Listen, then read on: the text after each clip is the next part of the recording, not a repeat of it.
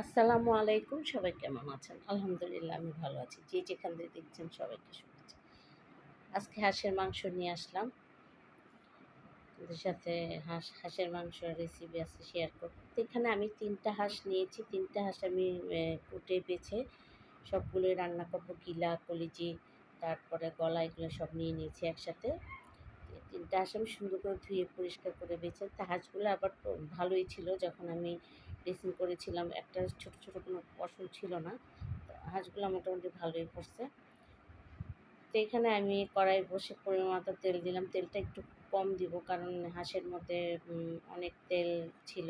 এজন্য আমি বেশি একটা তেল দেব না। তারপরও আমি ১.৫ কাপের মতো তেল দিয়েছি। তো এখানে আমি কী মসলা আগে রেডি করে রেখেছি। তো এখানে আমি দারচিনি, এলাচি এটা নিয়েছি। তো এখানে দারচিনি নিয়েছি আমি এলাচটা খুব কম ব্যবহার করি কারণ এলাচটা মুখে পড়লে বাচ্চারা খেতে চায় না। তারপরেও কেমন জানি লাগে এইজন্য আমি এলাচের গুঁড়া আলাদা করে রাখি, এলাচ দারচিনিগুলো আলাদা করে রাখি। তো এইজন্য আমি মশলাটা এখানে আস্ত মশলা খুব কম দিয়েছি। তো এখানে আমি পেঁয়াজ দিয়ে দিয়েছি বড় কাপের ২ কাপের থেকেও বেশি দিয়ে দিয়েছি। আর যেহেতু পেঁয়াজ বাটাটা দিব এইজন্য আমি এখানে একটু কম দিয়েছি। তারপরেও ২ কাপের থেকেও বেশি দিয়েছি। তো দিয়ে এখানে আমি নেড়ে তো এখানে যে আদা রসুন এখানে ৪ চামচের দিয়েছি আর পেঁয়াজ বাটা ১ কাপের মতো দিয়েছি। তো এখানে দিয়ে আমি একটু নাড়া দিয়ে আদার যে ফ্লেভারটা এখানে চলে যাওয়ার পরে মনে করেন যে একটু তেলে ভাজা দিয়ে নিয়েছি। নিয়ে এখন মশলা এখানে দিব। তো এখানে আমি এই যে সব মশলাটাগুলো দিয়ে দিয়েছি, সব রেখেছি ধনিয়া, হলুদ, মরিচের সবগুলো একসাথে এখানে দিয়ে দিয়েছি। দিয়ে আমি এখানে আবার গরম পানি দিয়ে একটু কষিয়ে নেব।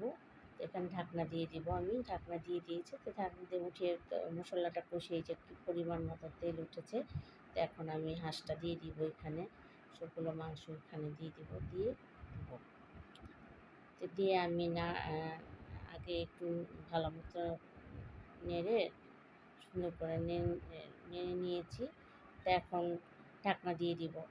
ঢাকনা দিয়ে তারপরে আমি অনেকক্ষণ পরে এখানে আমি চলে আসছি। আবার ঢাকনাটা খুলে দেখি অনেক বলক আসছে। আমি এখন একটু নাড়াচাড়া দিয়ে এই চুলাটা কমিয়ে দেবো। তো এখানে আমি আবার ২ চামচ জিরার গুঁড়া দিয়ে দিয়েছি।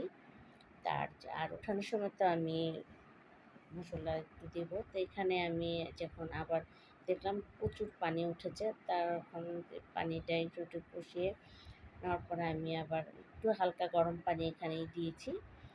দেওয়ার পরে তখন ভালো মতো করে আমি নাড়া দিয়ে আবারও একটু ঢাকনা দিয়ে রাখবো। তো মোটামুটি এখানে আমি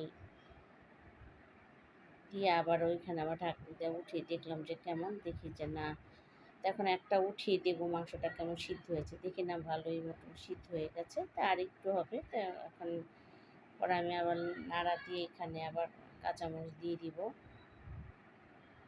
ফ্লেভারের জন্য কাঁচামরিচটা দিব। তো কাঁচামরিচটা এখানে কটা কাঁচামরিচ আমি দিয়ে দিয়েছি। কাঁচামরিচ দেওয়ার পরে আমি একটু গরম মশলা আমার হাতের বানানো গরম মশলাটা আমি এখানে অ্যাড করব পুরোগুলো। দিয়ে ঢাকনা দিয়ে দিয়েছি আর প্রচুর পরিমাণ তেল উঠেছে অনেক। পরে যেখানে আমি যে আমার হাতে করা মশলার গুঁড়া দিয়েছি, যেহেতু আমি দারচিনি এলাচি খুব কম একটা দিয়েছি কারণ বেশি দিলে ভালো লাগে না। এর মধ্যে দিয়ে এখন আমি ঢাকনা দিয়ে রেখেছিলাম। আবার ঢাকনাটা উঠিয়ে দেখি এখন চুলার রান্নাটা প্রায় হয়ে গেছে। তো এখন আমি পেঁয়াজ বেরেস্তাটা দিয়ে দিয়েছি। যে কোনো মাংসের মধ্যে পেঁয়াজ বেরেস্তা দিলে একটু অনেক ভালো লাগে খেতে, ফ্লেভারটাও ভালো আসে। দিয়েছি এখানে। তো সব কিছু এখন হয়ে গেছে। এখন আমি এটা চুলাটা নিভিয়ে দিয়েছি। হয়ে গেছে। তো এখানে আজকে আমার এই পর্যন্তই রান্না। সবাই ভালো থাকবেন। আল্লাহ হাফেজ।